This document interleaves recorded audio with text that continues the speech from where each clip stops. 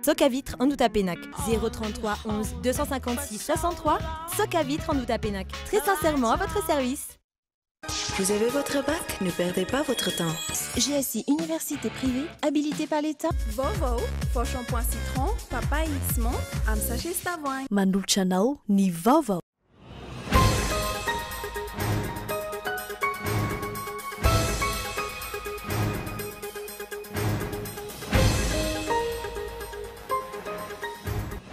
Lany rehefa niverina fantelony teny amin'ny anteny miram-pirenena ny lalàna momba ny fitsinjaram-pahefana sy ny fandinina ny sata manokana Antananarivo androany. Nivoaka ny trano nisy solombam-bahoaka mapara sy ny tima androany. Nabontsina ihany koa nisy an'ireo solombam-bahoaka nandany an'io lalàna io. Mazava androany fa olana momba ny fandikana ny lalam-pandrenana fa tsy resaka administratif ny fanendrena ny Prime Ministre Ravelina Rivo laza ho tsy mahefa na incompétent momba ny requête nataony vondrona ambodivony izy ireo. Toekarena ratsy ny kalitaon'ny vokatra voankazo miakatra amin'izao vanim-potoana izao hoy ireo mpandrarano izany. Maro ireo entana ny lohany an-tsena anarivo ny orinasa mpanodina eto amintsika saingy tsy mahasehatra eo amin'ny tsena regionaly na iraisam-pirenena izy ireo noho ny olana amin'ny kalitao sy ny tsy fananana lalam-barotra mazava.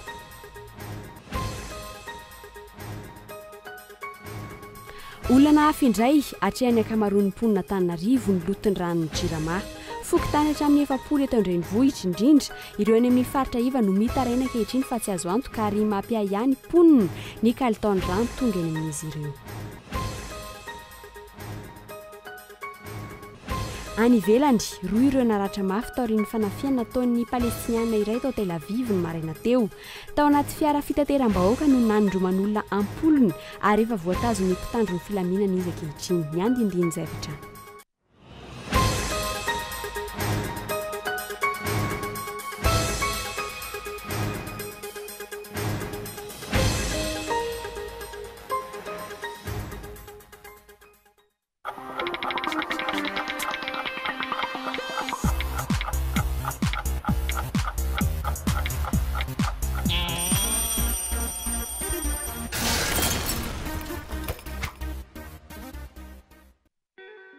Soc à vitre en Outapenac. Menuiserie en aluminium. Rideaux métalliques. Volets roulants. Vitres. Tôle.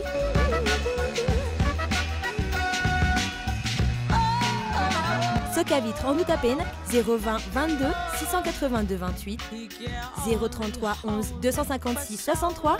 Soc à vitre en Outapenac. Très sincèrement à votre service. Vous avez votre bac? Ne perdez pas votre temps.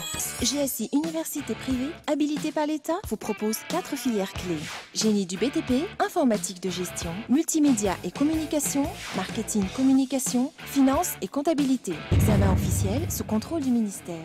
Diplôme, Bac plus 2 à Bac plus 5. Offre spéciale, GSI TOS. Inscription ouverte au GSI TOS 033 84 160 56. Au GSI Antananarivo 034 60 543 90. GSI Analakane 033 12 606 92. Vao Coco Naturali Coco zato isanjato. Vao Coco tsy miparitaka. Vao Coco tsy mandoto sady mora hoentina. Vao Coco azo antoko. Vao Coco tsara kalitao. Vao Coco tsy matahotra orana. Tsara. Vao Coco Ok. Ya. Mora ampiasaina. Vao Coco. Vao Coco tsara ho zao. zato ariary.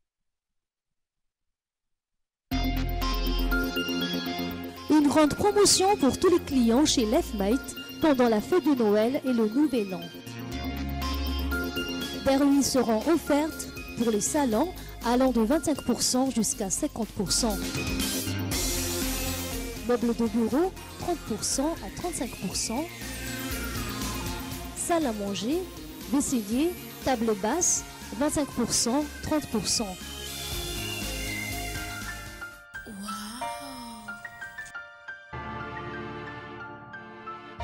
Lefmet, Anoussat.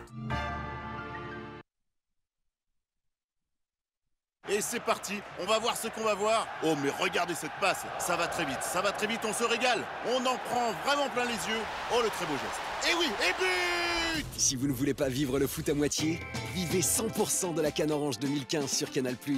Oui, 100% des matchs en direct et en intégralité pour vibrer encore plus fort. Avec les commentaires de nos meilleurs experts et des émissions exceptionnelles pour décrypter toute l'actualité de la compétition. Les plus grands rendez-vous sportifs se vivent sur les chaînes Canal+, à seulement 45 000 ariari par mois. Bonne CAN Orange 2015 sur Canal+.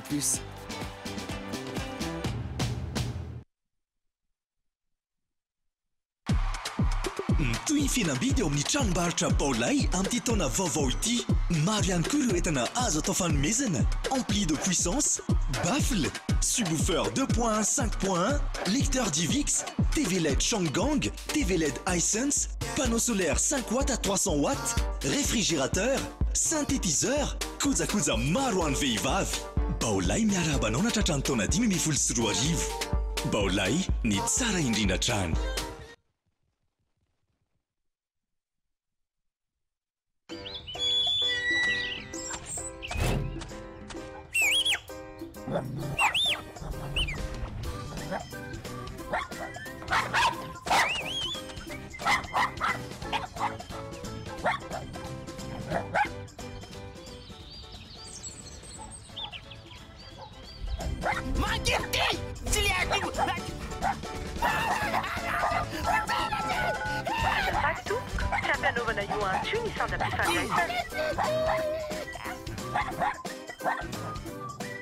Lany crédit ianao, tsindriny dièse 204 dièse, safidio telo lany crédit dia mahazo fana hatramin'ny arivariary manomboka izao.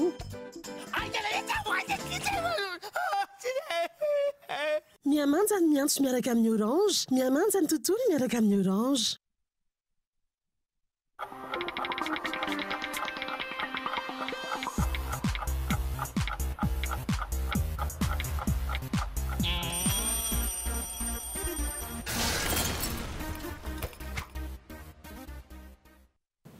Ankasitrany ianao manjoy hatrany fahitalavitry ny KOLO TV miarabanao ary manasina ho indray anaraka ny fampalamavoatra amin'ny farany. Ny pejy politika avy hatrany isan'ny taratsika ny fiarana amin'ny tiany ity mampimetra-panontaniana ny fihetsiky ny mpanao politika maro ankehitriny, maro ireo misongadina noho ny fahaizana manao vaovao ireo milaza fa olona akaiky ny filoham-pirenena sy mahazo avaram-patana amin'ny antso-taribia azo ireo mampiteny fananana sy ny volam-piananany isaky ny mihetsika vokatra rehetra ireo raha tsy endrika ny androm-panjakana toy ny antenimieram-pirenena aina tsy anana ny asiny sady ny haute cour de justice hijoro atsoatsy lasa malaza ho an'ny raharaha ny mpiakamakama ihany koa ny fitondram-panjakana matoan-dahatsoratra Enikajy Rakotomanantsoa. Voapanga-kolaka ho lasa fitaovana eo ampelantanan'ny olona vitsivitsy ny filoham-pirenena amin'izao fotoana izao. Ireo olona ireo izay malaza amin'ny sehatra rehetra fa akaiky sy manolo-tsaina ary masiteny amin'ny filoham-pirenena. Rehefa miteny na mipoitra ireo olona vitsivitsy ireo, matetika mitranga hatrany ny tsy fanarahan-dalàna. Isan'ireo anarana miverimberina ny anaran'ny Jaovato, solombavambahoaka lanta ny Antalaha, saika nisongadina taorian'ny resaka motion de censure intelo ny dofitra teny amin'ny antenimieram-pirenena ity député ity. Rehatrany ity solombavambahoaka mpandraraha amin'ny Bois de Rose ity rehefa misy resaka vola mihodina eny Tsimbazaza. Malaza fa rehefa miteny ity député mpanefoefo ity dia manaraka ary mangela-tsofina ny tandapa sy ny filohan'ny Repoblika. Tahaka izany ihany koa ny député Randrianasolo Nicolas avy any Atsimo. Isan'ny nalaza tamin'ireny resaka tsy fandriampahalemana tany Antsimo ireny izy, ary ankehitriny dia mpanolo-tsaina ny filohan'ny Repoblika. Afaka miditra eny an-dapa amin'ny fotoana rehetra. Voalaza ho isan'ny mpitarika ireo mapara ny vadika palitao ihany koa ity député ity ka lasa namana akaiky ny ao Ambotsirovitra. Isan'ny nisongadina ihany koa ary tsy azony ny filohan'ny Repoblika ialana intsony ankehitriny ny filohan'ny antenimiera Jean-Marc Sarakotomamonjy. Isan'ny fitaovana teo ampelantanan'ny fanjakana nampandaniana ireo karazan-dalàna marobe tsy nahitana ady hevitra lalina ity député ity ary azo ambara ihany koa atsakelan'izay fa namela fotsiny amin'izao ny tsy fanarahan-dalàna samihafa toy ny nampikatso ny fandaniana n'ireo volavolan-dalàna samihafa avy amin'ny député ohatra. Tahaka izany ny lalàna mahakasika ny fitsinjaram-pahefana. Nalaza ihany koa ireo député tsy ampisa, lazaina fa ampisa tamin'ny fampandaniana ireo lalàna avy amin'ny gouvernement. Ankoatra izay ny resabola samihafa izay noraisina mivantana avy amin'ny iraky ny fahefana mpanatanteraka. Isan'ny nisongadina ihany koa ireo député lohandohany ao amin'ny antoko tim sy ny fietsika ity antoko ity izay sady mahay atsy no mahay aroa ka ao anatin'ny elanelam-potoana fohy dia mivadibadika. Teo ny manohatra amin'ny fomba ofisialy ary ankehitriny dia lasa manohana amin'ny fomba ofisialy indray. Zay ny fidin'ny filoham-pirenena atao dia ekenay. Zay ny atao miara-miasa. Ilay tena teo fa tsy voatery mihitsy ao anatin'ny gouvernement. Ny ekenay iny. Lazana iapahbe maso fa manomboko zao ny vondrona parlementaire tiako Madagasikara io vondrona mpanohitra araka ny lalàna manakery. Mampantantena ny zava-misy any amin'ny antenimieram-pirenena noho ny afitsoko ireo mpanao politika ireo. Mbola misy dikany ve ny samboady anaovan'ny député izay marika mahasolo tena mbahoaka azy ireo manoloana ny fikatsahana izy ireo ny tombontsoa sy ny hoavy politikany. Mbola misy hasiny ve ny antenimieram-pirenena. Ampahany ihany ireo fa maro ny azo ambara mahakasika ireo député hafa mahay mivadibadika palitao, mahay mitety ireo antoko samihafa ny fandimby teto amin'ny firenena. Kaikilay amin'ny famadihan-dresaka izy ireny matetika ary avanana ihany koa amin'ny fanaovana totakely politika ka izay tompo-pahefana ihany no antonona sy arahana akaiky ary matetika adino ny foto-kevitra politika ny joroana. Isan'izany ohatra ireo fantadaza fa efa nitety ny Arema, ny Erivelona Rasalama, ny UNDD, ny RPSD, ny AVI, ny TIM, ny TGV, ny UDRC ary dia maro no ao anatin'ny hery vaovao amin'izao fotoana izao.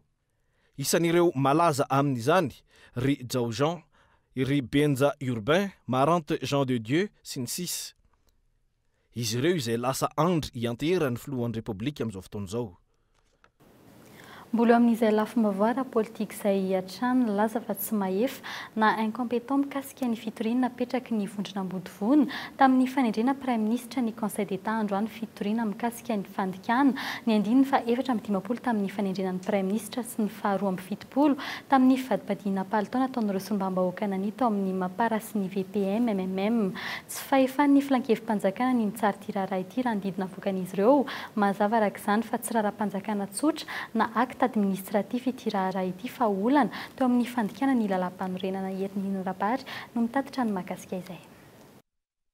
No mafisiny avy eo anivon'ny filan-kevim-panjakana androany fa tsy mahefa itsara ity fitoriana napetraky ny vondrona ambodivona mikasika ny tsy fanarahan-dalàna tamin'ny fanendrenan'ny Prime Ministre Ravelonarivo Jean sy ny fivadiana palitao nataon'ireo solombam-bahoaka sasany izy ireo. Antony tsy acte administratif ny fanendrenan'ny Prime Ministre raha ny didina avoakan'ny filan-kevim-panjakana androany io ihany.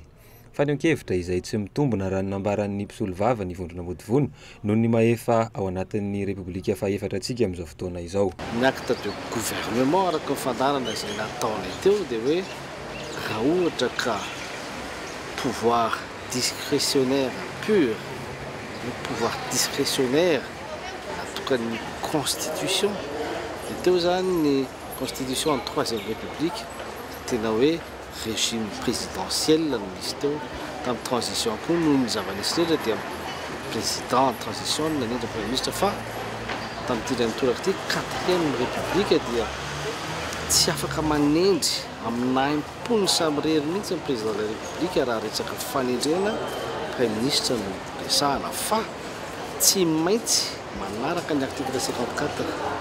Proof lehibe ihany koa anefa ity zava-misy ity fa tsy resaka fitantanan-draram-panjakana fa olana vokatry ny fanitsakitsahana ny lampandrenana ity tranga ifanolanana ity. Mitodika eny amin'ny fitsarana eny ambota araka izany ny sain'ny besin'ny maro.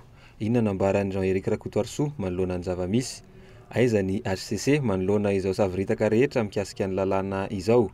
Ny fandikana ny artikla 72 eo amin'ny lampandrenana izay manipika ny tsy fahafahan'ny député iray mivadika amin'ny atokona vondrona politika misy azy izay mitohy hatrany noho ny mbola tsy fikatoanan'ny daty fetra ahafahana manangana vondrona parlementaire.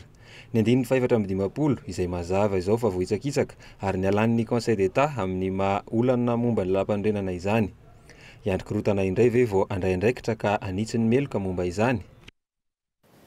Vaovao mikasika ny fitsinjaram-pahefana kosa indray ny lany rehefa niverina fa ny telo ny teny anivo ny anteny miram-pirenena ny lalàna momba ny fitsinjaram-pahefana sy ny fandiniana ny sata manokana Antananarivo renivohitra androany ny ainga indray ny savilana teny tsimba zaza tamin'izay fandaniana izay rehefa nivoaka ny trano ireo sombam-bahoaka tima rehetra sy ny mapara avy eto Antananarivo dia niariary aza fa tsy mbola vita ny ady hevitra momba ity lalàna ity nanao amboletra nampandany izany ny filohan'ny anteny miram-pirenena fanatetiana hoentiny Zorakotondrina.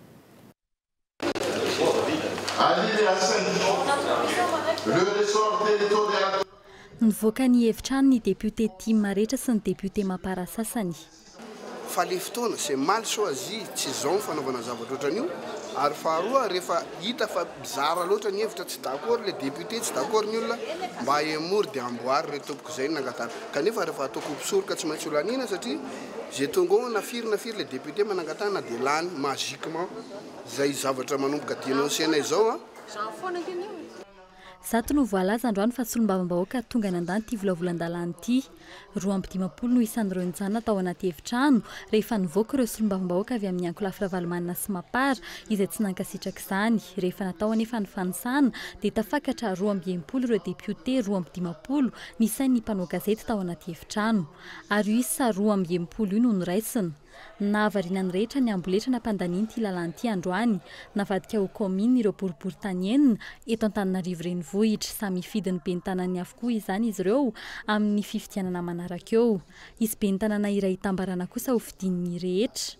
Ho an'ireo député tsy mankasitraka izany tsy mbola lara-pahamehana ny fizarazarana Antananarivo tahaka izao. Ireo fokontany sy ny fanatevenana ny teti-bola ho an'ny fitsinjaram-pahefana no tokony nomendanja raha nambara ny Lanto Rakotomanga voafy teny amin'ny boribory tany faharoa.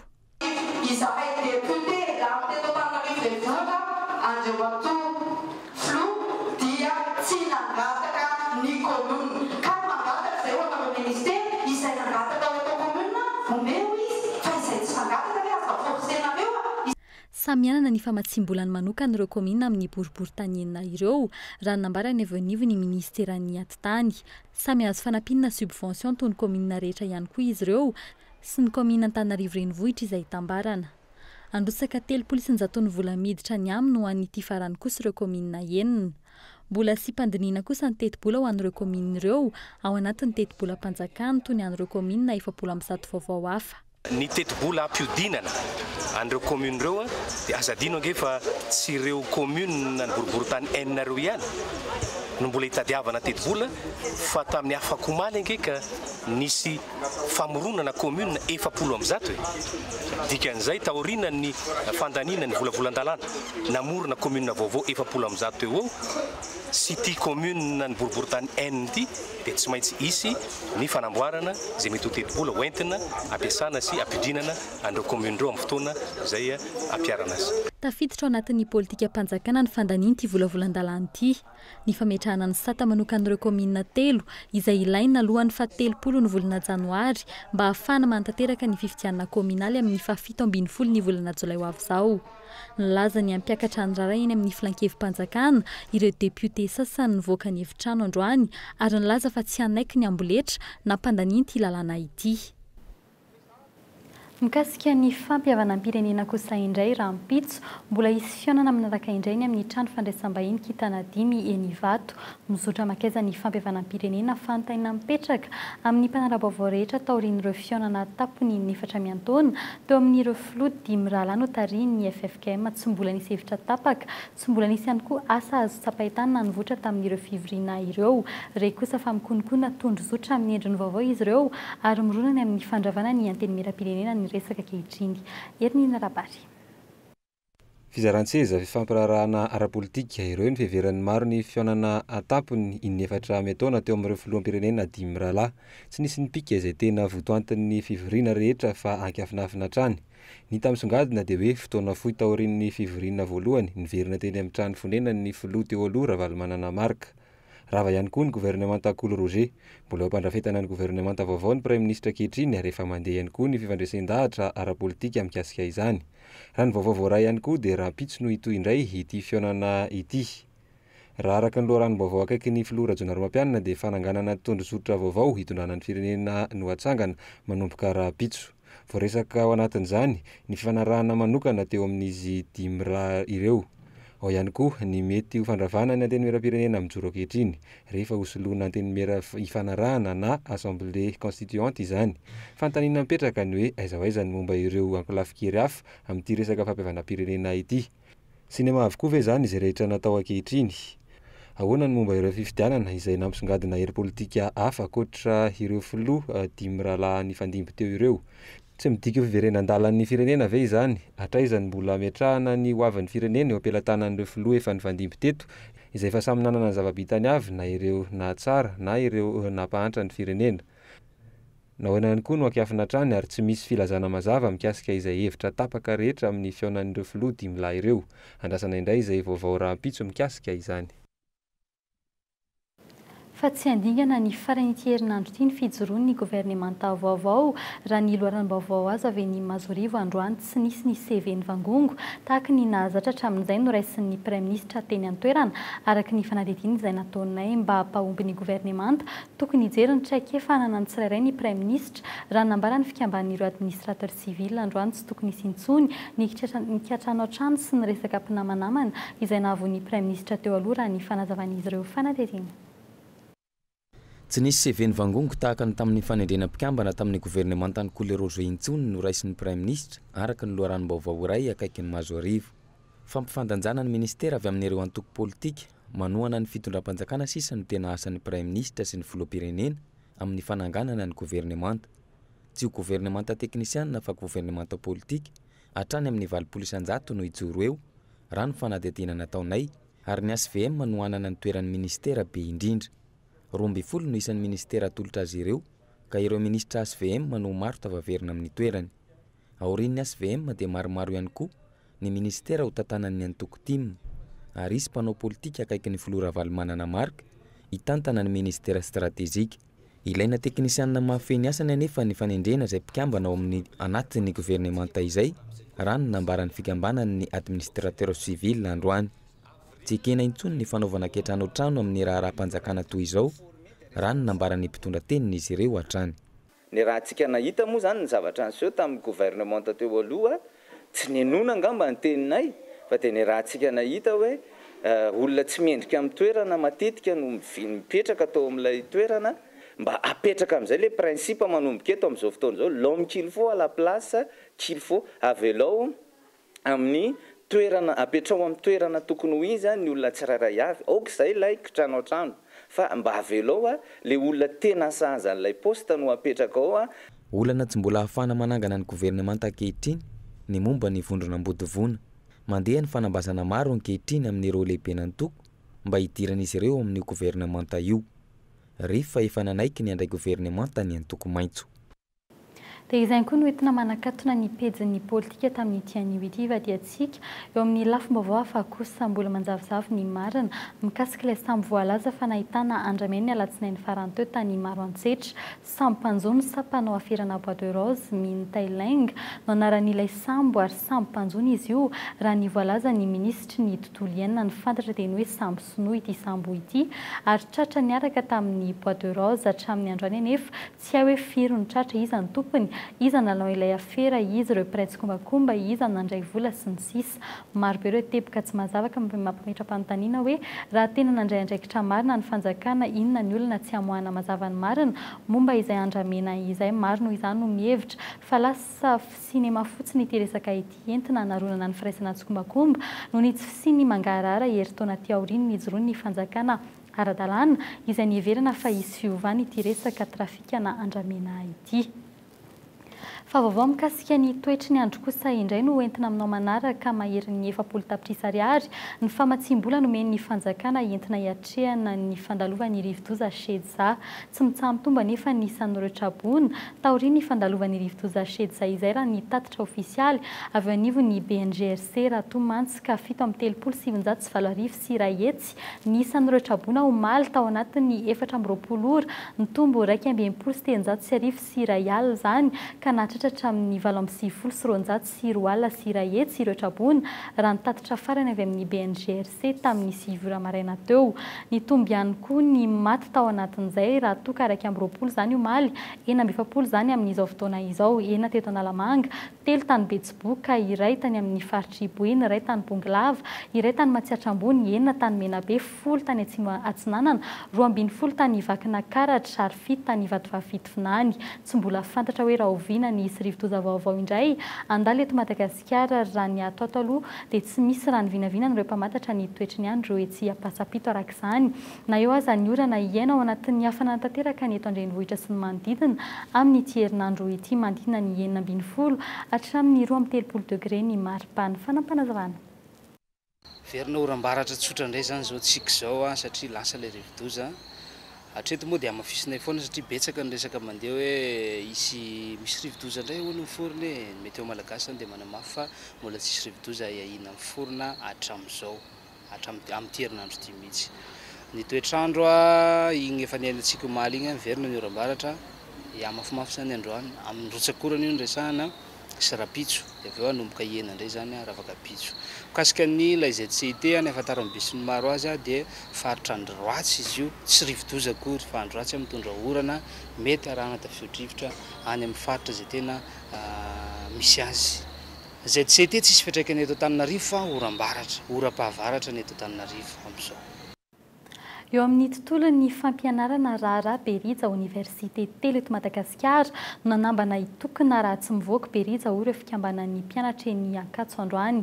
Raha mpitso amin'ny iray ora ny fitsarana azy ankoatra ny mampianatra ho mpitsabo biby azy, ny ara-miasa akaiky tamin'ny fitondrana janoary mampianina i Berija hoy ny ray aman-dreny ary isan'ny takian'izy ireo ny fahamoahana azy raha mpitso. Fanontaniana mipetraka ny hoe azo fafanavonjy-maika ave i Berija ary anao ahoana ny ho toy ny raharaha ity. Arao ny fanadihadiana hoentin'ny Mikaela Ramarila.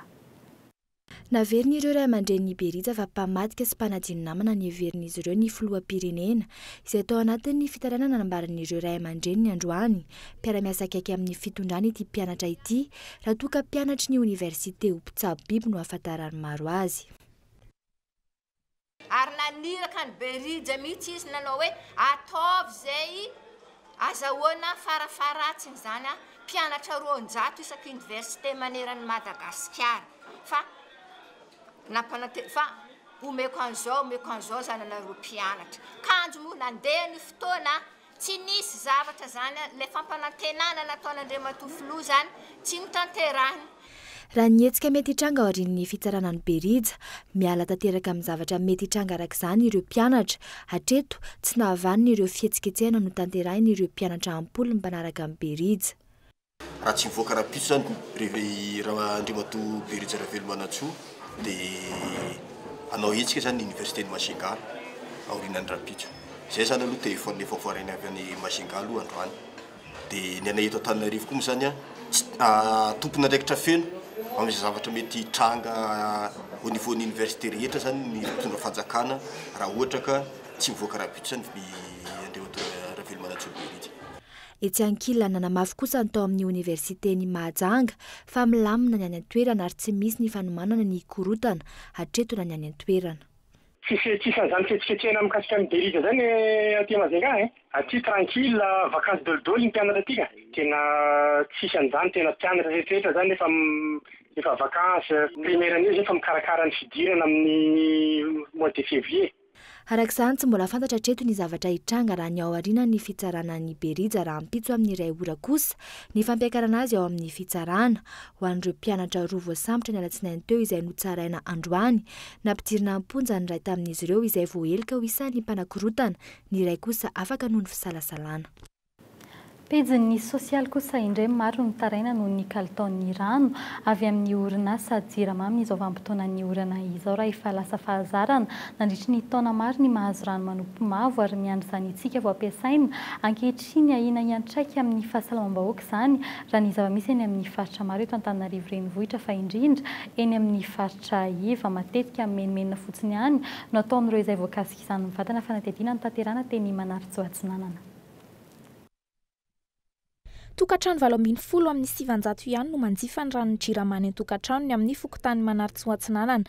Eny amin'ny paompin-drano iraisana no manovo rano ny 7,700 mponina. Tsy zarizary anefa ny fahadiovana eny amin'ireo toerana iombonana ireo, saika amin'ny vangongo eny ireo loto nentin-driaka. Ankoatra ireo, feno fako miparitaka ny lalana lalovan'ny mponina, na ny rano voakarin'ny jirama aza atahorana aloto. Tetetika mihitsy zany izy moa ohatran'izay mbo tsy nireny misy riapotaka ireny mihitsy ary miangona amin'le vodina sioan'olona. Ny olona tena menomenina be fa sanatria zay no mifangaro amin'le rano maloto eto amin'ity sisiny rano ity zany le izy amin'izao. Le tuyau avy any potiny makaty mihitsy zany no efa meratsy angambany.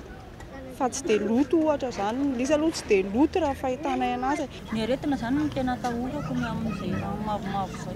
Ny areti-kibo sy ny fivalanana, ny anazy zany zanako vao tamin'ny herinandro manko no narary kibo sy ny valana. Tsy misy azon'ireo mpanjifa atao hatreto manoloana izany. Azon'ireo teknisian'ny jirama atao kosa ny mijery izay fototry ny olana raha ny hevitry ny lefitry ny lehibe bokotany. Fa tokony hijery ny teknisianao amin'ny jirama anao izay anadiovoana an'le rano mba tsy hakivony mpanjifa satria isaky ny fitakiny zareo an'ny vola aingana dia aingana nefa n'le service zany tsy ara-dalàna. Eto Andrenivohitra miena ny tany fananana rano fisotro madio. Ny taona 5 200 ny mponina no nanana rano fisotro madio, efa ho latsaky ny 500 kosa izany amin'izao fotoana. Raha nambara ny fikambanana tsy miankina amin'ny antsehatra eo amin'ny fampananana rano fisotro madio iray. Fepetra 3 no amaritana ny atao hoe rano fisotro madio. Eo ny jirama manana ny laboratoirany ahafahany mandrefy ny kalitaon'ny rano ary rano tokony ho izy ny rano izay omeny jirama dia tokony ho rano ara-pahasalamana, zany hoe manaraka an'ilay fenitra tsy misy otrikaretina, izay le singa voalohany. Ny tsiron'ny rano dia azo mety amin'ny olona zany, dia takizay ihany koa ny fofona mety amin'ny olona, ary ireo karazana singa rehetra dia manaraka daholo ny fenitra izay ilaina. Tsy mbola voahaja araka ny tokony ho izy ireo fepetra voalaza ireo, tafiditra ao anatin'ireo zo fototry ny mponina nefa ny fananana rano fisotro madio. Raha ny salanisa avy amin'ny Instat 4,700 ny malagasy hatreto no mahazo fahafahana hanjifa rano fisotro madio. Faraky ny fanarahinao anatin'ireo lohatenim-baovao ratsy ny vokatra voankazo toy ny paoma sy ny poara tamin'ity taona ity raha ny voalazan'ireo mpivarotra vokatry ny avandra. Manafaingana ny fahasimban'ny voankazo ihany koa ny fahasimban'ny lalana. Ny 500 ny voankazo avy any Antsirabe no tonga eto Andrenivohitra. Araka izany no simba ary 3 andro raha kely indrindra no lany amin'ny fitaterana ny vokatra tokony ho tonga isan'andro orinasa ny arivona nefa no fantatra fa efa miantsehatra amin'ny fandinana sakafo eto Madagasikara, saingy orinasa madinika avokoa ny ankamaroan'izy ireny ary tsy afaka miditra amin'ny tsena regionaly na iraisam-pirenena fanadihadiana Lili Rabiata.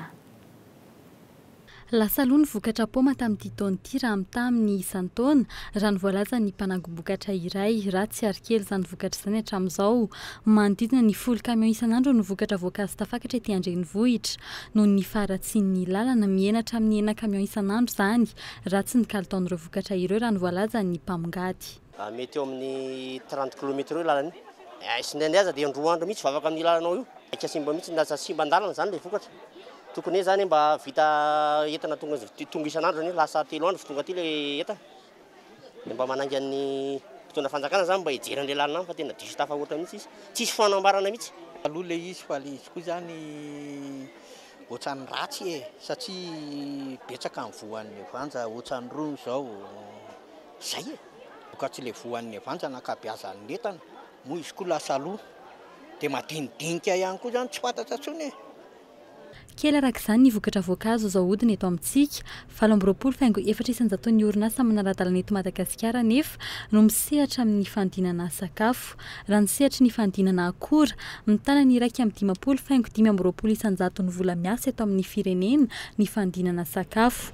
Miisa 7,590 ny orinasa manara-dalana amin'ny sehatra ny fandinana sakafo eto amintsika araka ny tarehimarika avy amin'ny Instat. Olana kosa nefa ny lalam-barotra sy ny fanarahana ny kalitao iraisam-pirenena. Raha vita gasy an frais tsara sady mandeha. Tena bebe ty sady bebe vidy izy ty analakely. Ny lafona isan'andro eo amin'ny 3 efatra isan'andro dia nanay misy grand kilo tonga dia maka 12 maka amin'ny carton. Ohatrohatr'izay foana rehefa andeha an'ilay tsena.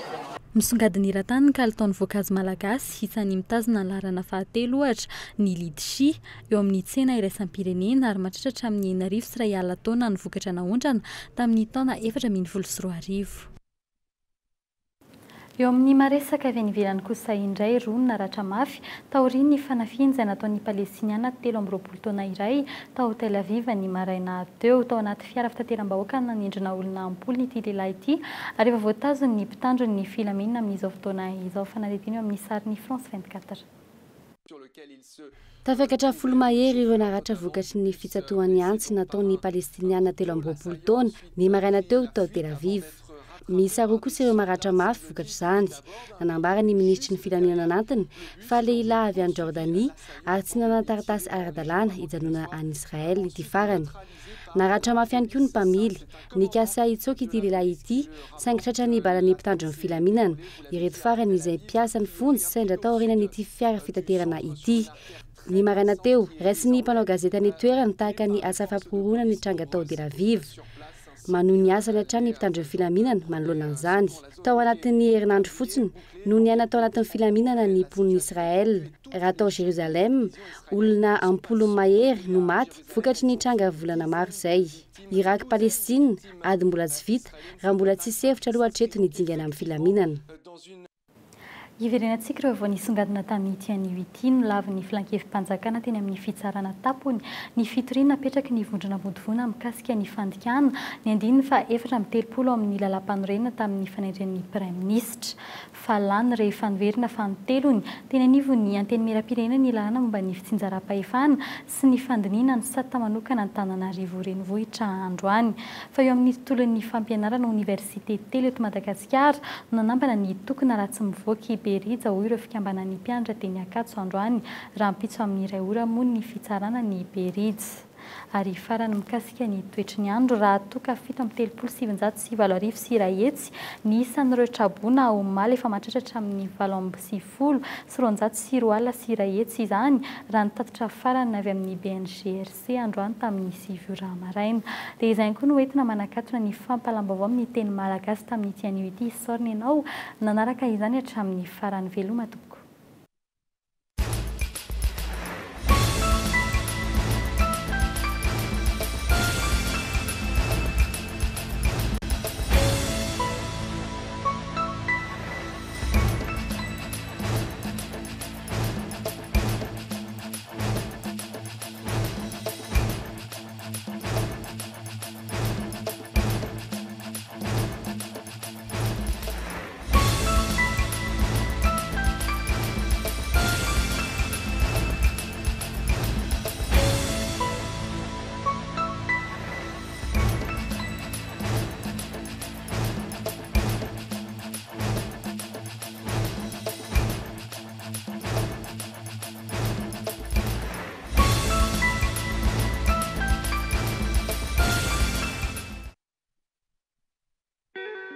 Soc à vitre en Outapénac 033 11 256 63. Soc à vitre en Outapénac. Très sincèrement à votre service. Vous avez votre bac? Ne perdez pas votre temps. GSI Université privée habilitée par l'État. VAOVAO, faux shampoing citron, papaye, smon, am sachet stavoin. Nanulcha noteu ni VAOVAO.